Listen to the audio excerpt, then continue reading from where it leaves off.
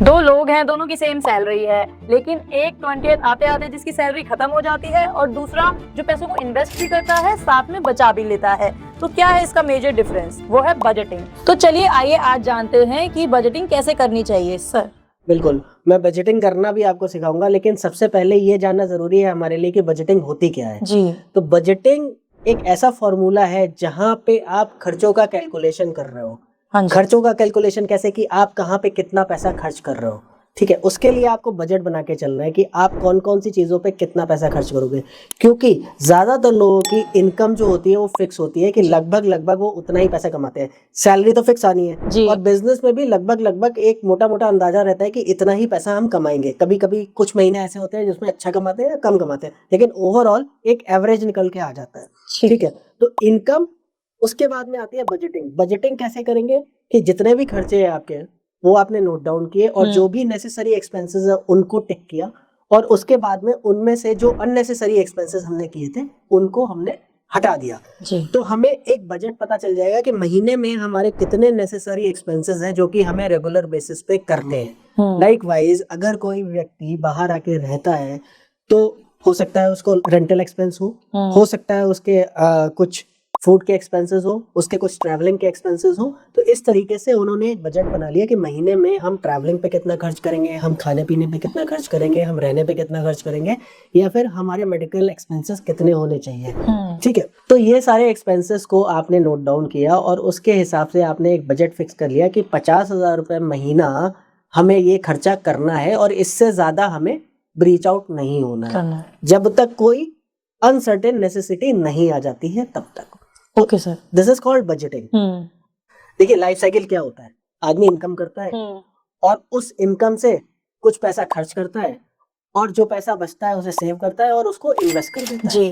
तो overall income equals to savings और investment plus expenses, right. जी। तो अब इसको कैसे बजटिंग करना है जिससे कि आप इन्वेस्टमेंट कर सको। अब मान लीजिए कि आप बजटिंग करते ही नहीं हो तो क्या होगा कि आप अननेसेसरी एक्सपेंसेस करोगे। आप कोई भी चीज देखोगे और पसंद कर लोगे और उसे खरीद लोगे अगर आपके पास में पैसे होंगे।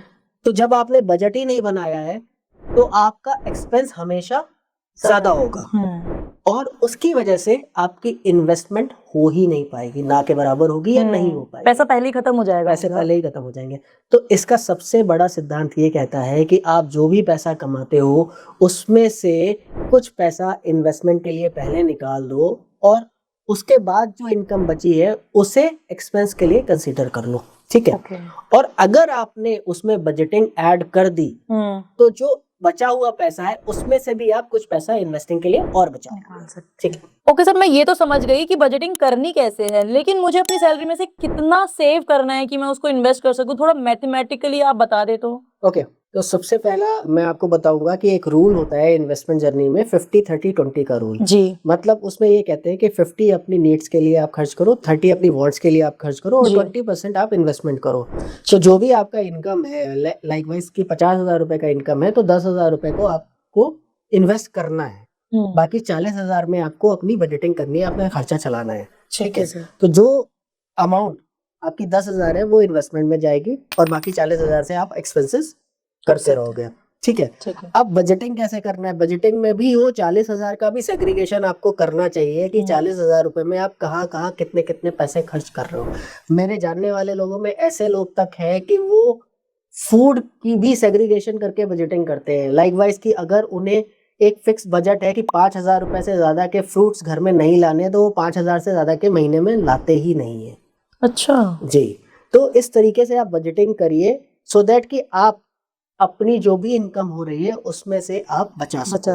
हमें हमेशा ध्यान रखना है कि पैसा कितना भी आप कमा रहे हो वो इम्पोर्टेंट नहीं है, लेकिन जो आप पैसा खर्च कर रहे हो, मतलब जो पैसा कहीं जा रहा है तो उसका ध्यान रखना है, तभी आप इन्वेस्टमेंट जर्नी में आगे बढ़ पाएंगे। सर ये तो मैं समझ गई कि प्रैक्टिकली और मैथमेटिकली बजटिंग करनी कैसे है। सर मैं अब ये जानना चाहती हूँ कि लॉन्ग टर्म में बजटिंग करने का और नहीं करने का क्या इम्पैक्ट पड़ता है। तो बहुत ही अच्छा क्वेश्चन है और इस क्वेश्चन में एक लाइक बनता है, तो प्लीज लाइक करें हमारे वीडियोस को, हम बहुत मेहनत करते हैं। तो ये आपने जो क्वेश्चन पूछा है उसको समझने के लिए मैं ए और बी दो पर्सन्स को कैटेगराइज करूंगा। ए जो है वो विदाउट बजटिंग चलता है और बी जो है वो विद बजटिंग चलता है, ठीक है। तो जो ए है उसका 50,000 रुपए इनकम मान लेते हैं हाइपोथेटिकली, दोनों की इनकम 50,000 रुपए है। ए जो मर्जी आता है विदाउट बजटिंग वो अपने एक्सपेंसेस करता है, ठीक है। उसकी वजह से वो 30 तारीख तक जितना भी पैसा कमाता है वो सारा खर्च हो जाता है। और दूसरी तरफ जो बी है वो पहले इन्वेस्टिंग करता है, उसके बाद में बजटिंग करके अपने खर्चे करता है, ठीक है। तो 10,000 रुपए की वो इन्वेस्टिंग करता है और साथ ही साथ वो 40,000 रुपए जो उसके बचते हैं उसमें से भी 2-3-5,000 due to a good habit वो बचा लेते हैं अपने इमरजेंसी फंड के लिए, ठीक है। तो अगर मैं केवल इन्वेस्टिंग की बात करूं तो 1 साल बाद जब आप देखोगे तो ए जो है उसके पास में कोई भी फंड नहीं होगा और उसको पेन फील होगा, उसको क्राइसिस फील होगी ड्यू टू फंड्स, ठीक है। लेकिन जो बी है वो 10,000 रुपए पर मंथ इन्वेस्टमेंट कर रहा है, उसकी वजह से वो 1,20,000 रुपए सेव कर चुका है। तो उसके पास में एक कंफर्ट जोन क्रिएट हो गया कि भाई एटलीस्ट मेरे पास में कुछ सेफ्टी के लिए पैसा पड़ा हुआ है जो कि मैं कभी भी इमरजेंसी आती है तो उसे यूटिलाइज कर सकता हूँ। ये 1 साल में 1,20,000 का डिफरेंस है जो कि अगले आने वाले 10 सालों में बहुत बड़ा ड्रास्टिक चेंज लेके आ जाते हैं।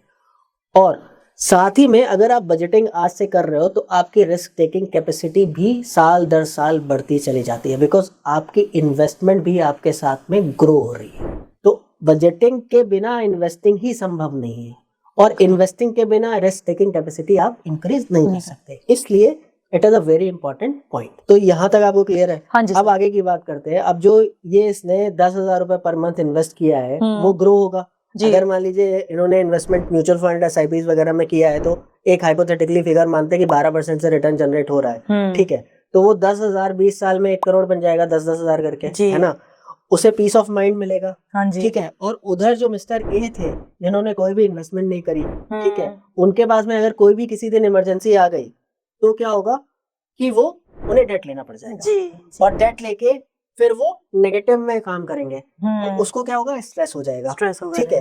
तो वहां पे एक व्यक्ति जो है जो कि अच्छे से लाइफस्टाइल व्यतीत कर रहा है, उसका इनकम भी जनरेट हो रहा है और उसका इमरजेंसी फंड भी क्रिएट हो गया है, तो उससे उसको बहुत कंफर्टेबिलिटी आती चली जाएगी और यहाँ पे उसको उल्टा डेट लेना पड़ेगा, वो टूटता चला जाएगा और वो डेट ट्रैप में फंसता चला जाएगा। मतलब सर बजटिंग हमारी लाइफस्टाइल को भी काफी हद तक अच्छा बना देती है। बिल्कुल, अगर आप रेगुलर बजटिंग करेंगे तो आप सीधी सी बात है लाइफस्टाइल में ग्रो कर रहे हैं। जी सर, क्योंकि बजटिंग के साथ हमें पीस ऑफ माइंड भी मिल रहा है और हम ये डेट ट्रैप से भी बच रहे हैं। बिल्कुल।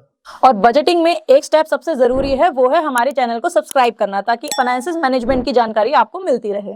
तो इन शॉर्ट टर्म के प्लेजर्स को भूल के सबसे पहले जब सैलरी आए तो इन्वेस्ट करें और उसके बाद में जो पैसा बचे उसको बजटिंग करके एक्सपेंस करें। दोनों चीजों को ट्रैक करें, चाहे वो इन्वेस्टमेंट हो या आपके एक्सपेंसेस। तो ये वीडियो उन लोगों को जरूर शेयर करना जिनकी सैलरी बीच महीने में ही खत्म हो जाती है। आज का ये वीडियो आपको कैसा लगा कमेंट में जरूर बताइएगा। इस वीडियो में इतना ही, मिलते हैं नेक्स्ट वीडियो में। तब तक के लिए invest wise, watch it rise.